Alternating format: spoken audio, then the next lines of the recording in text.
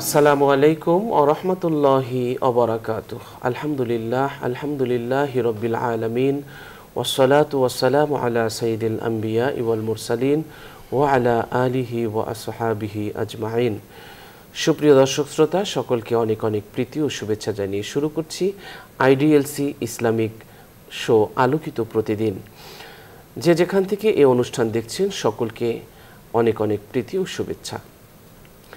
দর্শক, আলোকিত প্রতিদিন অনুষ্ঠানটি একটি গবেষণামূলক অনুষ্ঠান, জীবন ঘনিষ্ঠ অনুষ্ঠান। এই অনুষ্ঠানে আমরা বিশিষ্ট আলেমদেরকে আমন্ত্রণ জানিয়ে থাকি এবং জীবন ঘনিষ্ঠ বিষয়গুলো নিয়ে আলোচনা করে থাকি। আজও সেই ধারাবাহিকতায় আমরা একজন বিশিষ্ট আলেমকে আমন্ত্রণ জানিয়েছি। আজ আমাদের সাথে অতিথি হিসেবে আছেন বাংলাদেশ সচিবালয়ের কেন্দ্রীয় জামে মসজিদের সম্মানিত ইমাম ও খতিব, বিশিষ্ট ইসলামী চিন্তাবিদ মুফতি ওমর ফারুক কুতুবী। আসসালামু আলাইকুম ওয়া রাহমাতুল্লাহি ওয়া বারাকাতুহু। ওয়া আলাইকুম আসসালাম ওয়া রাহমাতুল্লাহি ওয়া বারাকাতুহু। মোহতারাম, কেমন আছেন? আলহামদুলিল্লাহ, আল্লাহ পাক অনেক ভালো রেখেছেন। আপনি কেমন আছেন? আলহামদুলিল্লাহ, ভালো আছি। আলহামদুলিল্লাহ। দর্শক, আজ আমরা যে বিষয়টি নিয়ে আলোচনা করব সেটি হচ্ছে শবে কদরের তাৎপর্য। খুব গুরুত্বপূর্ণ এই বিষয়টি। আজ থেকে প্রায় 1500 বছর আগে মাহে রমজানের শেষ দশকে বেজোড় সংখ্যায় কোনো এক রাতে পৃথিবীতে পাঠিয়েছিলেন মানব জাতির জন্যে জীবন বিধান দিয়ে আল্লাহ রাব্বুল আলামিন হযরত জিবরাইলকে রসুলের কাছে। মাহে রমজানের শেষ দশকে বেজোড় সংখ্যায় কোনো এক রাতে এসে জিবরাইল রসুল সাল্লাল্লাহু আলাইহি ওয়াসাল্লামকে জড়িয়ে ধরে বললেন, ইকরা, পড়ুন। নবীজি বললেন, মা আনা বিকারি, আমি তো কোনো পাঠক নই। আবার জড়িয়ে ধরলেন, ছেড়ে দিয়ে আবার জড়িয়ে ধরে বললেন, ইকরা, পড়ুন। বললেন, মা আনা বিকারি। আবারও জড়িয়ে ধরলেন, ছেড়ে দিয়ে বললেন, ইকরা। নবীজি বললেন, মা আনা বিকারি। চতুর্থবার আবার জড়িয়ে ধরে কিনা সেজন্য ভয়ে প্রকম্পিত ছিল নবীজি। নবীজি বললেন, মা আকরাউ, কি পড়ব? আমাকে পড়তে বলছো, কি পড়ব? তখন জিবরাইল বললেন, ইকরা বিসমি রব্বিকাল্লাযী খলাক, খলাকাল ইনসানা মিন আলাক। এই যে মানব জাতির কাছে আল্লাহর পক্ষ থেকে জীবন বিধান নাজিলের সূচনা হলো, এই যে নাজিল হলো জীবন পরিচালনার একটি গাইড বুক, এটি হলো পৃথিবীর সবচেয়ে আনপ্যারালাল ঘটনা। মাহে রমজানের শেষ দশকে বেজোড় সংখ্যায় এই রাতটি শবে কদরের রাত, যে রাতে আল্লাহ রাব্বুল আলামিন একেবারে হাত খুলে পৃথিবীর আকাশে নেমে এসে বান্দাকে ডাকতে থাকেন, কার কি লাগবে, কার কি প্রয়োজন আছে, আমাকে ডাকো, আমাকে বলো, আমি ক্ষমা করে দেব। আসলে আল্লাহ তাআলা চান যেন বান্দা তার কাছে আসে, তার কাছে চায়। আল্লাহ বলেছেন, ওয়া ক্বালা রাব্বুকুম উদউনি আস্তাজিব লাকুম, আমাকে স্মরণ করো, আমাকে ডাকো, আমি তোমার ডাকে সাড়া দেব, আমার কাছে দোয়া করো, আমি দোয়া কবুল করব। এই রাত হলো শবে কদরের রাত, হলো মহিমান্বিত রাত, তাৎপর্যপূর্ণ রাত, এবং এই রাতের মহিমা অনেক, হাজার বছরের চেয়েও এই মাসের গুরুত্ব অনেক বেশি। 1000 মাসে 83 বছর 4 মাস হয়ে থাকে। তো এই রাতটি এতটাই ভাগ্যপূর্ণ রাত যে এটা 1000 মাসের চেয়েও ইবাদত করলে এই রাতটিতে 1000 মাসে ইবাদত, 1000 মাসের চেয়েও বেশি রাত ইবাদতের সওয়াব আল্লাহ ওই বান্দার আমলনামায় লিখে দিবেন। চলুন আমরা পূর্ণময়ী এই শবে কদরের তাৎপর্য নিয়ে আলোচনা শুনছি আমাদের আজকের অতিথির কাছ থেকে। জি মুহতারাম। আলহামদুলিল্লাহ, ওয়াসসালাতু ওয়াসসালামু আলা রাসূলিল্লাহ, আম্মা বা'দ। লাইলাতুল কদর অর্থাৎ মহিমান্বিত রজনী, মর্যাদাবান রজনী। আবার লাইলাতুল কদর অর্থ ভাগ্য রজনী। আল্লাহ সুবহানাহু ওয়া তাআলা পৃথিবীতে মর্যাদার উৎস বানিয়েছেন আল কোরআনকে। বিধায় সৈয়দুল আম্বিয়া, সৈয়দুল মুরসালিন আমাদের রাসূল সাল্লাল্লাহু আলাইহি ওয়াসাল্লাম, কারণ তার প্রতি কোরআন নাজিল হয়েছে। রমাদান সৈয়দুশ শুহুর, সকল মাসের সর্দার, কারণ এই মাসে কোরআন নাজিল হয়েছে। আবার রমজানের শেষ দশক সবচেয়ে বেশি মর্যাদাবান, কারণ শেষ দশকে কোরআন নাজিল হয়েছে। আর লাইলাতুল কদর পুরো একটি বছরের সর্বশ্রেষ্ঠ রাত, কারণ এই মহিমান্বিত রাতে কোরআন নাজিল হয়েছে। লাইলাতুল কদর, আল্লাহ পাক লাইলাতুল কদরকে একটি সাধারণ ক্ষমা ঘোষণার রাত বানিয়েছেন। আমরা জানি বিশ্বের বিভিন্ন দেশে যারা বিভিন্ন আসামি অপরাধে অভিযুক্ত, যাদের বিরুদ্ধে বিভিন্ন জঘন্য অপরাধের অভিযোগ রয়েছে, বিশেষ করে দেশের সাথে বিদ্রোহের অভিযোগও যাদের বিরুদ্ধে রয়েছে, তাদেরকে সরকারের পক্ষ থেকে সাধারণ ক্ষমা ঘোষণা করা হয়। একটি নির্দিষ্ট তারিখে তাদেরকে অস্ত্র সমর্পণ, আত্মসমর্পণের জন্য আহ্বান জানানো হয়। ঠিক আমাদের প্রধান যে সাধারণ ক্ষমা ঘোষণার রাত, সেটি হলো লাইলাতুল কদর। এই লাইলাতুল কদরকে আল্লাহ পাক অনেক দৃষ্টিকোণ থেকে মর্যাদাবান বানিয়েছেন। একদিকে সেটি বান্দার জন্য তো একেবারেই সবচেয়ে কাঙ্ক্ষিত। হাদিস শরীফে এসেছে, মান হুরিমা খায়রাহা ফাকাদ হুরিম, যে ব্যক্তি লাইলাতুল কদরের ফজিলত থেকে বঞ্চিত হলো, সে সর্বস্ব বঞ্চিত হলো। সুতরাং লাইলাতুল কদরকে একজন বান্দা, একজন ইমানদারের জন্য আল্লাহ পাকের পক্ষ থেকে স্পেশাল রহমত, স্পেশাল দয়ার, আল্লাহ পাকের স্পেশাল করুণার একটি প্রতীক হলো লাইলাতুল কদর। এটি বান্দার জন্য। আর হাদিস শরীফ তো বলছে, একজন বান্দার আল্লাহ পাকের দরবারে সবচেয়ে বড় চাওয়া পাওয়ার কি? ক্ষমা, মাগফিরাত। নবীজি বলেন, মান কামা লাইলাতুল কদরে ঈমানান ওয়া ইহতিসাবান গুফিরা লাহু মা তাকদ্দামা মিন যামবিহি। যে ব্যক্তি ঈমানের সাথে সওয়াবের আশায় লাইলাতুল কদরে জাগরিত থাকবে, ইবাদতে কাটাবে, তার আল্লাহ পাক তার অতীত গুনাহগুলো মাফ করে দেবেন। সুবহানাল্লাহ। তো আমরা এই বিষয়টি আরেকটু দেখব। পাশাপাশি লাইলাতুল কদর ভিন্ন দৃষ্টিকোণ থেকেও শ্রেষ্ঠ। লাইলাতুল কদরের মর্যাদার প্রধান দিক হলো লাইলাতুল কদরে কুরআন নাজিল হয়েছে। আপনি কুরআন নাজিলের সূচনার গল্পটা বলছিলেন, যে হেরা গুহায় যখন জিবরিল আমিন রাসূল আকরাম সাল্লাল্লাহু আলাইহি সাল্লামকে আলিঙ্গন করে বললেন, ইকরা, পড়ো। তো সেই যে রাসূল আকরাম সাল্লাল্লাহু আলাইহি সাল্লাম তার নিকট যখন কুরআন নাজিল শুরু হলো, এটি হলো সেই ঘটনা। কিন্তু কুরআনকে আল্লাহ সুবহানাহু ওয়া তাআলা নাজিল করেছেন তো 27 বছরে। তো এক্ষেত্রে একটা প্রশ্ন এসে দাঁড়ায় যে লাইলাতুল কদরে কোরআন নাজিল হলো, আবার 27 বছরে কোরআন নাজিল হলো, এই দুটির মাঝে সমন্বয় কিভাবে হবে? হাদিস শরীফে এসেছে, আল্লাহ সুবহানাহু ওয়া তাআলা লাইলাতুল কদরে কুরআনকে লাওহে মাহফুজ থেকে বাইতুল ইজ্জতে নাজিল করেছেন। বাইতুল ইজ্জত হলো পৃথিবীতে কাবা শরীফ বরাবর প্রথম আসমানে আরেকটা এমন ঘর আছে ইবাদতের, সেটাকে বলা হয় বাইতুল ইজ্জত। সেই বাইতুল ইজ্জত বরাবর সপ্তম আকাশে যে ঘরটা, সেটার নাম হলো বাইতুল মামুর, ফেরেশতাদের ইবাদতের মসজিদ। তো দুনিয়ার যে কাবা ঘর বরাবর উপরে প্রথম আসমানে যে ঘরটা, সেটার নাম হলো বাইতুল ইজ্জত। আল্লাহ সুবহানাহু ওয়া তাআলা লাইলাতুল কদরে লাওহে মাহফুজ থেকে, এটি আব্দুল্লাহ ইবনে আব্বাস রাদিয়াল্লাহু আনহু বর্ণনা, যে আল্লাহ পাক লাইলাতুল কদরে কুরআনকে একসাথে লাওহে মাহফুজ থেকে বাইতুল ইজ্জতে নাজিল করেছেন। সেখান থেকে ধারাবাহিকভাবে ধীরে ধীরে প্রয়োজনের প্রেক্ষিতে, বিভিন্ন ঘটনা পটভূমির প্রেক্ষিতে 27 বছর আল্লাহ সুবহানাহু ওয়া তাআলা কুরআনকে নবীজির উপরে নাজিল করেছেন। কিন্তু কুরআনকে লৌহে মাহফুজ থেকে একসাথে একভাবে এক দফায় অবতীর্ণ করা হয়েছে বাইতুল ইজ্জত, পৃথিবীর প্রথম আকাশের মসজিদে।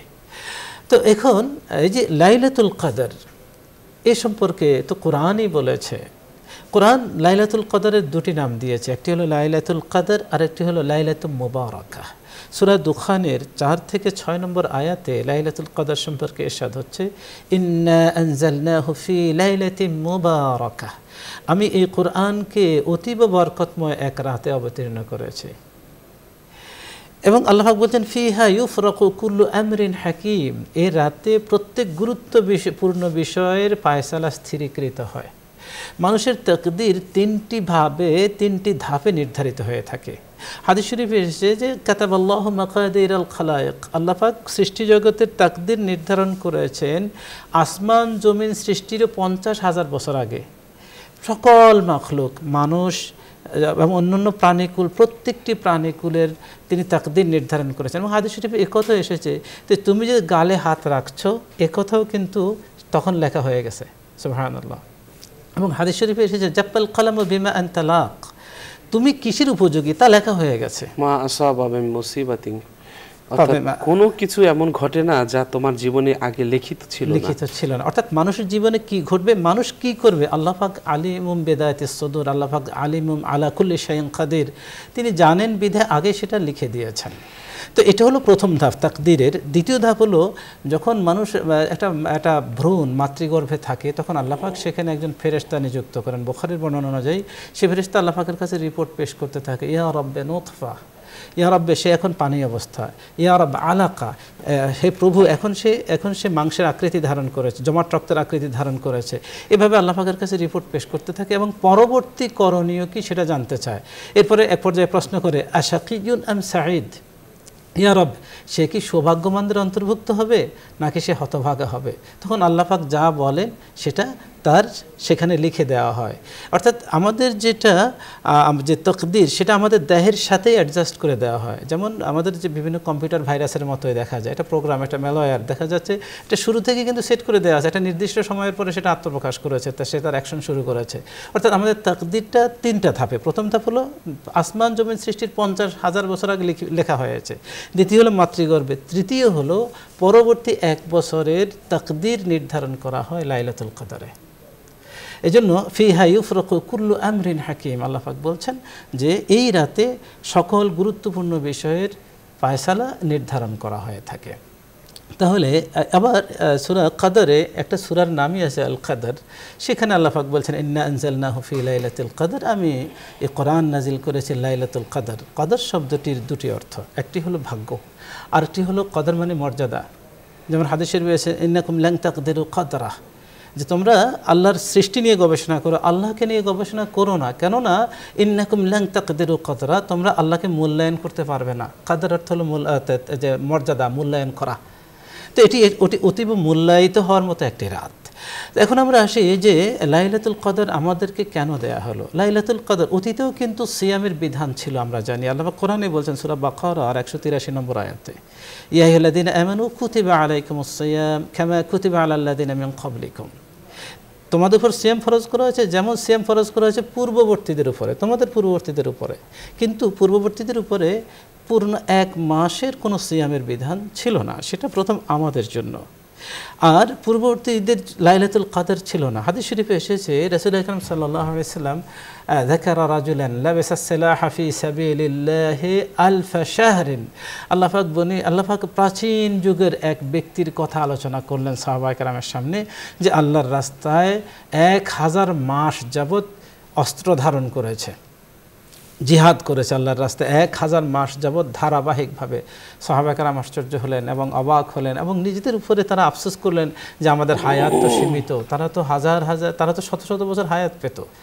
তখন এই যে তাদের এই যে আক্ষেপ, এর প্রেক্ষিতে আল্লাহ সুবহানাহু ওয়া তাআলা নবীজি সাল্লাল্লাহু আলাইহি ওয়াসাল্লামের উম্মতের জন্য এই বিশেষ মর্যাদাবান রাত্রির ঘোষণা দিয়ে বললেন লাইলাতুল কদরে খায়রুম মিন আলফি শাহর। লাইলাতুল কদরে তোমরা নিজেদের প্রতি আফসোস করছো যে প্রাচীন যুগের মানুষেরা 1000 বছর হায়াত পেত। নূহ আলাইহিস সালামের ব্যাপারে বলা হয়েছে যে তিনি 50 কম 1000 বছর তার সম্প্রদায়ের মাঝে ছিলেন, কোরআনেই বলেছে। তাহলে তোমরা আফসোস করছো তোমাদের হায়াত তো সীমিত, তোমরা কিভাবে সেই ফজিলত অর্জন করবে, তাদের সমান হবে। তো আল্লাহ পাক আমাদেরকে এই সুযোগ করে দিলেন যে প্রতি বছর আমরা সেই মুজাহিদ যিনি 1000 মাস ইবাদত করেছেন, 1000 মাস মানে 83 বছর 4 মাস, আর আমরা যদি একটা রাত যথাযথভাবে ইবাদত করি তাহলে আমরা কিন্তু তার এই 83 বছরের আমলের সমান সওয়াব বা তার চেয়ে অধিক সওয়াব, খয়রুন বলা হয়েছে, তার চেয়ে অধিক পরিমাণ ফজিলত আমরা অর্জন করতে পারতেছি। আরেকটা ঘটনা এভাবে এসেছে যে রাসূল আকরাম সাল্লাল্লাহু আলাইহি ওয়াসাল্লাম বনী ইসরাইলের 4 জন শ্রেষ্ঠ ব্যক্তির কথা আলোচনা করেছেন। তাদের মাঝে আছেন নবী জাকারিয়া আলাইহিস সালাম, হিজকিল আলাইহিস সালাম, ইউশা ইবনে নুন, এই জাতীয় শ্রেষ্ঠ নবী এবং ওলিদের কথা যখন আলোচনা করলেন, তাদের আমলের কথা আলোচনা করলেন যে যারা 80 বছর যাবৎ তাদের চোখের পাতা কখনো আল্লাহ পাকের অবাধ্যচারণে লিপ্ত হয়নি। সুবহানাল্লাহ। এটা শুনে সাহাবায়ে কেরাম অবাক হয়ে গেলেন এবং বললেন, তারা নিজেদের প্রতি আফসোস করলেন। তখন আল্লাহ পাক এই ঘটনার প্রেক্ষিতে এই সূরা নাজিল করেছেন। এটা আরেকটি বর্ণনা, অর্থাৎ এই সবগুলোই সমৃদ্ধ থাকতে পারে। আরেকটি বর্ণনা এসেছে, ইমাম বাইহাকি বর্ণনা করেছেন যে যখন মুআবিয়া রাদিয়াল্লাহু আনহু হাসান রাদিয়াল্লাহু আনহু থেকে, হাসান ইবনে আলী রাদিয়াল্লাহু আনহু থেকে খেলাফতের দায়িত্ব নিলেন, আর হাসান রাদিয়াল্লাহু আনহু মুআবিয়া রাদিয়াল্লাহু আনহুর হাতে খেলাফতের বায়াত হলেন। যিনি একটু আগে খলিফা ছিলেন তিনি খেলাফত ছেড়ে দিলেন মুআবিয়া রাদিয়াল্লাহু আনহুর হাতে, খেলাফত ছেড়ে দিয়ে মুআবিয়া রাদিয়াল্লাহু আনহুর হাতে তিনি বায়াত হলেন। তখন এক ব্যক্তি দাঁড়ালো এবং বলল, ইন্নাকা সাওয়াত্তা ওয়ুজুহাল মুমিনিন, আপনি ঈমানদারদের চেহারাকে কালিমা লিপ্ত করেছেন। এভাবে হাসান রাজিয়াল্লাহুকে খোঁচা দিল। তখন হাসান রাজিয়াল্লাহু বললেন, তুমি আমাকে এ ব্যাপারে অভিযুক্ত করো না, আল্লাহ তোমার প্রতি রহম করুন, বরং রাসূল আকরাম সাল্লাল্লাহু আলাইহি ওয়াসাল্লামকে দেখানো হয়েছে তারপরে বনু উমাইয়া তার সিংহাসনে বসবে, একের পর এক বসবে এবং তারা ক্ষমতায় থাকবে। এই প্রসঙ্গে দুটি সূরা নাজিল হয়েছে। একটা হলো ইন্না আ'তাইনাকাল কাউসার। নবী, আপনি এটা দেখে মনক্ষুণ্ণ হবেন না যে বনু উমাইয়া আপনার খেলাফতে বনু উমাইয়া আসীন হচ্ছে, এটা দেখে আপনি মনক্ষুণ্ণ হবেন না। ইন্না আ'তাইনাকাল কাউসার, আমি তো আপনাকে জান্নাতে কাউসার নামক ঝর্ণা দিয়েছি। সুবহানাল্লাহ। আর আরেকটা হলো সেখানে বলা হচ্ছে যে আরেকটা হলো ইন্না আনজালনাহু ফি লাইলাতুল কদর, লাইলাতুল কদর খায়রুম মিন আলফি শাহর। এর ব্যাখ্যায় ইমাম কাসেম রাহিমাহুল্লাহ, সে যুগের শীর্ষ একজন আলেম, তিনি বলতেছেন, আমরা গুণে দেখলাম যেদিন মুয়াবিয়া রাদিয়াল্লাহু আনহু ক্ষমতা হাতে নিলেন সেদিন থেকে যতদিন বনু উমাইয়া ক্ষমতা ছিল তাদের মেয়াদ ছিল সেই আলফা শাহর, বরাবর 1000 মাস, একদিন কমও নয় একদিন বেশিও নয়। সুবহানাল্লাহ। এটার সাথে বাহ্যিক সম্পৃক্ততাও রয়েছে। তো আমরা এবার বলি যে লাইলাতুল কদর হলো আমাদের জন্য আল্লাহ পাকের স্পেশাল রহমত, কিন্তু আফসোসের বিষয় আমরা এই একটি রাতেও উদাসীন, একটা রাতেও আমরা উদাসীন। অথচ আমাদের উচিত ছিল আগে থেকে এই রাতটার জন্য প্রস্তুতি নেওয়া, আগে থেকে আমাদেরকে এই রাতটার জন্য নিজেদেরকে উপযোগী করে নেওয়া। জি মোহতারাম, আমরা এই যে শবে কদর, এটা আসলে ভুলে যাওয়া, যে মানে রাসূল সাল্লাল্লাহু আলাইহি ওয়াসাল্লামকে ভুলানো হয়েছে এবং এটা নির্দিষ্ট করা হয় নাই, এর প্রতিও কি মাহাত্ম্য রয়েছে এইটা একটু আমরা শুনবো। এবং এই রাতটা আমরা রাতের আবহটা কীরকম হলে আমরা বুঝবো যে হয়তো এই রাতে শবে কদর হতে পারে। হাদিস শরীফে এসেছে রাসূল আকরাম সাল্লাল্লাহু আলাইহি ওয়াসাল্লাম বলেন, ইন্নী উরিতু লাইলাতুল কদর, লাইলাতুল কদর আমাকে জানানো হয়েছে, ওয়া নুসিতুহা, এরপর আমাকে ভুলিয়ে দেওয়া হয়েছে। অন্য বর্ণনা এসেছে নবীজি সাল্লাল্লাহু আলাইহি ওয়াসাল্লাম বলেন, খারাজতু লিউখবিরাকুম লাইলাতুল কদর, আমি তোমাদেরকে হাদিহিল লাইলা, এই লাইলাতুল কদর সম্পর্কে তোমাদেরকে বলার জন্য আমি বের হয়েছি, এটা তারিখ বলার জন্য, কিন্তু দু ব্যক্তি ঝগড়ায় লিপ্ত হলো, তখন সেটা আমাকে ভুলিয়ে দেওয়া হলো। অর্থাৎ ঝগড়া যে কতটা মন্দ বয়ে আনে এইটা তার একটি বড় প্রমাণ। তো কথা হলো রাসূল আকরাম সাল্লাল্লাহু আলাইহি ওয়াসাল্লামকে তো লাইলাতুল কদরের সঠিক তারিখটা জানানো হয়েছিল, কিন্তু সেটা ভুলিয়ে দেওয়া হয়েছে। তো এখন এক্ষেত্রে আমরা দুটো বিষয় বলবো। একটা হলো রাসূল আকরাম সাল্লাল্লাহু আলাইহি ওয়াসাল্লাম আমভাবে বলেছেন, তাহাররাও লাইলাতুল কদর ফিল বিত্র মিনাল আশরিল আওয়াখির মির রমাদান। বুখারী মুসলিমের বর্ণনায় যে তোমরা লাইলাতুল কদর তালাশ করবে রমজানের শেষ দশকের বেজোড় রাত্রিগুলোতে, এটা নির্ধারিত হয়ে গেছে। এমনকি হাদিস শরীফে এসেছে রাসূল আকরাম সাল্লাল্লাহু আলাইহি ওয়াসাল্লাম বলেন, লাইলাতুল কদরের নমুনা কি দেখে আমরা বুঝবো? নবীজি সাল্লাল্লাহু আলাইহি ওয়াসাল্লাম বলেন, আমাকে দেখানো হয়েছে যে আমি কাদা এবং পানিতে সিজদা করছি। সাহাবী বর্ণনাকারী বলেন, 21তম রজনীতে, অর্থাৎ 21 রাত অতিবাহিত হয়ে যে সুবহ সাদেক হলো, নবীজি নামাজে দাঁড়ালেন, তখন বৃষ্টি শুরু হলো আর মসজিদের ছাদ ছুঁয়ে পানি মসজিদের ভেতরে প্রবেশ করলো। আমরা দেখলাম যে নবীজি সাল্লাল্লাহু আলাইহি ওয়াসাল্লামের চেহারায়, তার নাকে এবং কপালে কাদা লেগে আছে। সুবহানাল্লাহ। তাহলে 21 রাতেও লাইলাতুল কদর হয়েছে, মুসলিম শরীফের এই বর্ণনা থেকে প্রমাণিত। আর সেটা হলো যে সেই রাতে বৃষ্টি হতে পারে, হওয়া জরুরি না, বৃষ্টি হতে পারে। অন্য বর্ণনা এসেছে যে সে রাতটা হবে নাতিশীতোষ্ণ, অত্যধিক গরমও নয় অত্যধিক শীতলও নয়। আবার অন্য বর্ণনা এসেছে নবীজি সাল্লাল্লাহু আলাইহি ওয়াসাল্লাম বলেন, তোমরা সে রাতে চাঁদ দেখবে রূপার থালার ন্যায়। রাতটা অর্থাৎ এবং সেখানে শেখ শব্দটা ব্যবহার করা হয়েছে যে রূপার একটা থালা অর্ধেক যেমন ঠিক তেমন তোমরা দেখবে, যেহেতু চাঁদ পূর্ণ থাকবে না, চাঁদ ধীরে ধীরে তখন ক্ষয়ে যাচ্ছে। তো এই অবস্থায় এর ব্যাখ্যায় অবশ্য উলামায়ে কেরাম বলেছেন এটি হলো 27 তারিখের রাত, যে তোমরা অর্ধচন্দ্রের মতো, যে রূপার মতো একটা অর্ধচন্দ্র দেখতে পাবে। সেটা হাদিস শরীফে বলা হয়েছে লাইলাতুল কদরে আকাশে চাঁদ দেখা যাবে শেষের দিকে, কিন্তু সেটা হবে অর্ধ এবং সেটা রূপার থালার মতো নিষ্প্রভ, এর কোনো অতিরিক্ত ঔজ্জ্বল্য থাকবে না। তো উলামায়ে কেরাম অবশ্য ব্যাখ্যা করে বলেছেন এটি 27 তারিখের রাতে এমনটা দেখা যায়। আরেকটি বিষয় হলো হাদিস শরীফের 27 তারিখের কথা কিন্তু স্পষ্ট করে অনেক বর্ণনা এসেছে এবং বর্ণনাগুলো সহিহ। ইমাম আবু হানিফা রাহমাতুল্লাহ এই ক্ষেত্রে সূক্ষ্ম যুক্তিও দিয়েছেন যে কোরআনে লাইলাতুল কদর সূরা আল কদরে এই কথাটা 3 বার ব্যবহার হয়েছে, আর লাইলাতুল কদরে রয়েছে 9টা অক্ষর। লাইলাতুল কদর লিখতে 9টা অক্ষরের প্রয়োজন হয় এবং সেটা 3 বার ব্যবহৃত হয়েছে এই সূরাটাতে। তো সেহেতু 9কে 3 দিয়ে গুণন দিলে 27 হয়, এটা একটা বাহ্যিক যুক্তি। তবে হাদিস শরীফে সহিহ অনেক বর্ণনা এসেছে লাইলাতুল কদর 27 তারিখে, অর্থাৎ 26 তারিখ দিবাগত 26 তারিখ দিবাগত রাতে। আবার 21 তারিখে লাইলাতুল কদর হয়েছে, নবীজি কাদাফানিতে সিজদা করেছেন, সেটাও মুসলিম শরীফের বর্ণনা এসেছে। আবার নবীজি সাল্লাল্লাহু আলাইহি ওয়াসাল্লাম বলেছেন, তোমাদের মাঝে যে ব্যক্তি দুর্বল হয়ে পড়েছে, অক্ষম হয়ে পড়েছে শারীরিক দৃষ্টিকোণ থেকে, শারীরিকভাবে, তবুও সে যেন শেষ 7টি দিন, শেষ 7টি রাত ইবাদত করতে অলসতা না করে। শেষ 7 রাতের কথা বলা হয়েছে। তো আরেকটা যে লাইলাতুল কদর আমরা কীভাবে বুঝবো, আরেকটা হলো পরের দিনের যে সূর্যটা, যে এই সূর্যটা অতটা প্রখরতা নিয়ে উঠবে না, পরের দিনের সূর্যটা প্রখরতা নিয়ে উঠবে না। আরেকটা ব্যাখ্যা ওলামা ইকরাম দিয়েছেন, সেটা হলো যে লাইলাতুল কদরে সমুদ্রের লোনা পানিকেও সেদিন লোনাযুক্ত মনে হবে না, এটিকে অনেকটা স্বাদু পানির মতো মনে হবে। তো এগুলো কোনোটা আমরা বুঝতে পারি, নাও বুঝতে পারি, কিন্তু লাইলাতুল কদরে আমাদের যেটা প্রধান বিষয় সেটা হলো, আমাদেরকে তো নবীজি সাল্লাল্লাহু আলাইহি ওয়াসাল্লাম বলেই দিয়েছেন আমরা ইবাদত করব 21 থেকে 29 পর্যন্ত, এই 5টা বেজোড় রাতে। এবং এর হিকমত হলো এই, আল্লাহ সুবহানাহু ওয়া তাআলা চান বান্দা আল্লাহর জন্য একটু সময় বের করে নেক, বান্দা আল্লাহ পাকের ঘনিষ্ঠ হোক, বা আল্লাহ পাক চান যে বান্দা তার সামনে এসে ধর্ণা দেখ। আল্লাহ পাক চান সে তার দুনিয়ার ব্যস্ততায় মায়া মরিচিকার পেছনে না দৌড়ে আল্লাহ পাককে একটু সময় দিয়ে তার আখিরাতটাকে সমৃদ্ধ করুক। আল্লাহ পাক চান তার বান্দাদেরকে তার কাছে পাবেন, তার সামনে পাবেন, তার পাশে পাবেন, তারা তার কাছে আল্লাহ পাকের সাথে ঘনিষ্ঠ হবে। এটা হলো মূল উদ্দেশ্য, যে আল্লাহ পাক চান সে দুনিয়া থেকে, দুনিয়ার ব্যস্ততা কাটিয়ে আল্লাহ পাকের সামনে ধর্ণা দিক, সে তার অপরাধ স্বীকার করুক, সে লজ্জিত হোক, এবং সে সিজদায় গিয়ে বলুক যে আল্লাহ আমাকে ক্ষমা করে দেন, ইন্নাকা আফুবুন তুহিব্বুল আফওয়া ফাআফু আন্নি। নবীজি দোয়া শিখিয়েছেন আম্মাজান আয়েশা বলেন, ইয়া রাসূলুল্লাহ, আমি যদি লাইলাতুল কদর কোনো রাত বুঝতে পারি, আমি কি দোয়া করব? নবীজি বলেছেন, তুমি এই দোয়া করো, আল্লাহুম্মা ইন্নাকা আফুবুন তুহিব্বুল আফওয়া ফাআফু আন্নি। হে আল্লাহ, আপনি তো ক্ষমাশীল, আপনি তো ক্ষমাকে ভালোবাসেন, আপনি আমাকে মাফ করে দেন।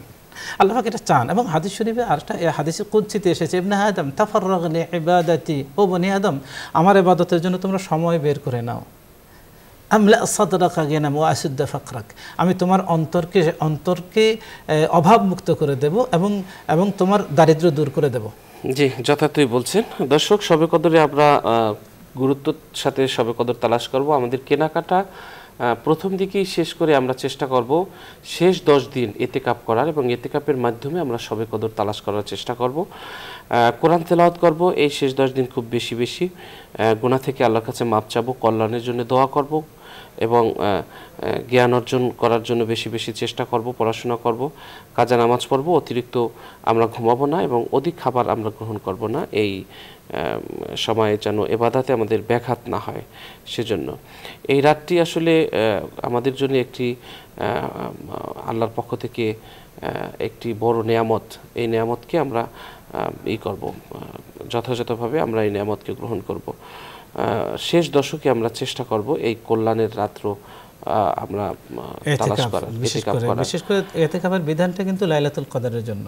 জি, এবং বিভিন্ন কারণে বছর জুড়ে আমাদের অনেক নামাজ কাজা হয়ে যায়, অনেকের আদায়, যেমন আবার সফরে থাকার কারণে নামাজ আদায় করতে পারেন না। তাই রমজানের শেষ 10 দিন কদরে তালাশের প্রতিদিন অন্তত 17 রাকাত ফজরের মানে ফরজ নামাজের যে কাজা, সেটা অন্তত আমরা আদায় করার চেষ্টা করব। একটা সহজ টিপস দিয়ে দেই লাইলাতুল কদর পাওয়ার। একটা হলো লাইলাতুল কদরের ফজিলতের আরেকটা দিক হলো হাদিস শরীফে এসেছে, আল্লাহ পাক বলেন তানাজ্জুলুল মালায়েকাতু ওয়ার রূহ, ফেরেশতা নাজিল হবেন জিবরিল সহ। সংখ্যা কত বলা হয়েছে যে পৃথিবীর নুড়ি পাথরের সংখ্যার চেয়ে অধিক ফেরেশতা নাজিল হন। এখন এটা এই রাতের ফজিলত পাওয়ার সবচেয়ে সহজ টিপস হলো এই, আমি মাগরিবের সময় থেকে যেহেতু রাতের ফজিলতটা শুরু হয়, তখন থেকেই আমি ইবাদতটা, আমার ইফতারকে সংক্ষিপ্ত করব, নামাজটা জামাত ধরবো মাগরিবের, আর বিশেষ করে এশা এবং ফজরের জামাত। হাদিস শরীফে এসেছে যে ব্যক্তি এশার নামাজ জামাতে পড়লো তাকে অর্ধেক রাত নফল নামাজ পড়ার সওয়াব দেওয়া হয়। এশা ফজর যে ব্যক্তি জামাতে পড়লো তাকে পুরো রাত নফল নামাজ পড়ার সওয়াব দেওয়া হয়। কিছুতেই আমরা যেন এই 2 জামাত মিস না করি, এটা হলো প্রধান কাজ। এশা এবং ফজর আমাদের অনেকে করেন কি, দেরিতে আসেন, এসে পেছনে এশা পড়েন, সুন্নত পড়েন, এরপরে তারাবিতে শামিল হন। এটা করা যাবে না, কিন্তু অন্তত সেই রাতগুলোতে করা যাবে না। আর হলো আমরা বিশেষভাবে অনুরোধ করব, আমরা দিনের বেলা একটু প্রস্তুতি নেব, একটু ঘুমিয়ে নেব, মা বোনদের জন্য ওই দিনের কাজের বোঝাটা হালকা করে দেব। কিন্তু আফসোসের বিষয় হলো এই রাতে আমরা অনেকে মনে করি এই রাতে ভালো খেলে বোধহয় সারা বছর ভালো খাওয়া যায়, এই জন্য খাওয়ার আয়োজনটা বেশি করি। এটা অনুচিত। এতে করে নারীরা ইবাদতের সময় পান না, দিনে ক্লান্ত হয়ে পড়েন। এগুলো থেকে আমাদের বিরত থাকা উচিত। সর্বশেষ আমরা 30 সেকেন্ডে শুনবো, কারা এই রাতে ইবাদত কাদেরকে আল্লাহ ক্ষমা করবেন না?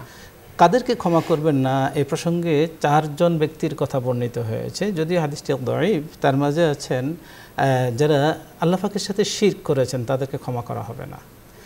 পরস্পরে বিদ্বেষ লালনকারী, পরস্পরে শত্রুতা লালনকারীকে আল্লাহ পাক ক্ষমা করেন না। পিতামাতার অবাধ্য ব্যক্তিকে আল্লাহ পাক ক্ষমা করেন না, এবং মাদকাসক্ত ব্যক্তিকে লাইলাতুল কদরেও ক্ষমা করা হয় না। এই 4 শ্রেণীর মানুষকে লাইলাতুল কদরে ক্ষমা করা হয় না যতক্ষণ না তারা এই অপরাধগুলো থেকে তাওবা করে, এই অপরাধগুলো এতে আর জড়াবে না এই মর্মে আল্লাহ পাকের সাথে প্রতিশ্রুতিবদ্ধ হয়, ততক্ষণ পর্যন্ত তাদের ক্ষমা করা হয়। অনেক অনেক ধন্যবাদ মোহতারাম। দর্শক, আমরা অনুষ্ঠানের এ পর্যায়ে একটি ছোট্ট মোনাজাত করব। যারা আমাদের সাথে দীর্ঘ সময় থেকেছেন সকলকে অভিনন্দন। আপনারাও চাইলে আমাদের সাথে মোনাজাতে শরীক হতে পারবেন। আল্লাহুম্মা সাল্লি আলা সাইয়্যিদিনা ওয়া নাবিয়িনা ওয়া শাফিয়িনা ওয়া হাবিবিনা ওয়া মাওলানা মুহাম্মদ সাল্লাল্লাহু আলাইহি ওয়া আলা আলিহি ওয়া আসহাবিহি ওয়া বারাকা ওয়াসাল্লাম। আল্লাহুম্মা আমিন। ربنا ظلمنا أنفسنا وإن لم تغفر لنا وترحمنا لنكونن من الخاسرين রব্বুল আলামিন, আপনার শাহী দরবারে গুনার বোঝা নিয়ে হাত পেতেছি। গুনার স্তূপের নিচে আমরা পড়ে আছি, গুনার মহাসাগরে পড়ে আছি। আপনি আমাদেরকে একটু রহমতের কোলে তুলে নিন।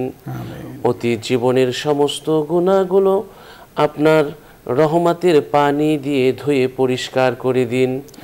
আমাদের জীবনের গুনাহগুলোর উপর আপনার ক্ষমার কলম দিয়ে একটু দাগ বসিয়ে দিন। রব্বুল আলামিন, আপনার দরজায় বড় আশা নিয়ে এসেছি, আপনার দরজা থেকে আমাদেরকে ফেরত দিয়েন না। আমরা জানি আপনার দরজায় কোনো প্রহরী থাকে না, আপনার দরজা কখনো বন্ধ হয় না, আপনার দরজায় এসে কেউ নিরাশ হয় না। তাই আমরা সিয়াম সাধনার কঠিন সংযমে আমরা নিমজ্জিত আছি। এই সিয়াম সাধনার কঠোর সংযমের শিরিবে আপনার বান্দা থেকে বন্ধু হওয়ার সাধনায় আছি। আল্লাহ, আমরা আশা নিয়ে আপনার শাহী দরবারে হাত তুলেছি। আপনি আমাদের জীবনের সমস্ত গুনাহগুলো ক্ষমা করে দিন। রব্বুল আলামিন, গুনাহ ছেড়ে ন্যায়ের পথ ধরে বাকি জীবন চলতে পারি সেই তৌফিক আমাদেরকে দান করুন। আল্লাহ তাআলা, কাছে এবং দূরে বহু জায়গায় আমাদের সাথে হাত তুলেছে অনেকে, জানি না এদের মধ্যে কার মা নেই দুনিয়াতে, কার বাবা নেই দুনিয়াতে। রব্বুল আলামিন, মা বাবার কথা মনে হলে বড় কষ্ট হয়। মা বাবার, রব্বুল আলামিন, কষ্টের কথাগুলো যদি মনে পড়ে, সুখের দিনে দুঃখের দিনে মা বাবা আমাদের কাছে ছিল, সুখের দিনে মা বাবার জন্য কিছুই করতে পারছি না। রব্বুল আলামিন, মায়ের পেটে যখন ছিলাম 10 মাসের প্রত্যেকটি দিন মায়ের কাছে মনে হয়েছে এক একটা বছরের মতো। রব্বুল আলামিন, দিন যতই বেড়েছে, সন্তান যতই বড় হতে থেকেছে, মায়ের কষ্ট তত বাড়তে থেকেছে। রব্বুল আলামিন, যখন দুনিয়াতে এসেছি মা অনাহারে থেকে, ক্ষুধার্ত থেকেও আমাদের মুখে খাবার তুলে দিয়েছে। অসুস্থ হলে কষ্টে অর্জিত সব পয়সা ডাক্তারের হাতে তুলে দিয়েছে। ডান হাত দিয়ে পায়খানা পেশাব পরিষ্কার করেছে। রব্বুল আলামিন, কষ্টের পর কষ্ট করে মানুষের মতো মানুষ করে গড়ে তোলার জন্য পরিশ্রম করেছে। মাহে রমজানে সাহারির সময় উঠিয়ে দিত, বাবা ওঠ। ইফতারের সময় নিজের মমতার হাত দিয়ে ইফতার বানিয়ে সামনে দিত, বাবা ইফতার কর। জানি না এদের যারা হাত তুলেছে এদের মধ্যে কার জনম দুঃখিনী মা, কার বাবা অন্ধকার কবরে পড়ে আছে। আল্লাহ, যার মা নেই, যার বাবা নেই, তার মা বাবার জীবনের সমস্ত গুনাহগুলো তুমি মাফ করে দাও। রব্বুল আলামিন, এই অনুষ্ঠানের পৃষ্ঠপোষক বসুন্ধরা গ্রুপের চেয়ারম্যান, আল্লাহ, চেয়ারম্যান, এমডি সহ ভাইস চেয়ারম্যান, পরিচালক সকলের প্রতি আপনার রহমত বরকত নাজিল করুন। বসুন্ধরা গ্রুপের সব প্রতিষ্ঠানগুলোকে আপনি কবুল আর মঞ্জুর করে নিন। সুবহান রাব্বিকা রব্বিল ইজ্জাতি আম্মা ইয়াসিফুন ওয়া সালামুন আলাল মুরসালিন ওয়ালহামদুলিল্লাহি রাব্বিল আলামিন। দর্শক, আমরা আজ এখানেই শেষ করছি। আল্লাহ হাফেজ। আসসালামু আলাইকুম ওয়া রাহমাতুল্লাহি ওয়া বারাকাতুহু।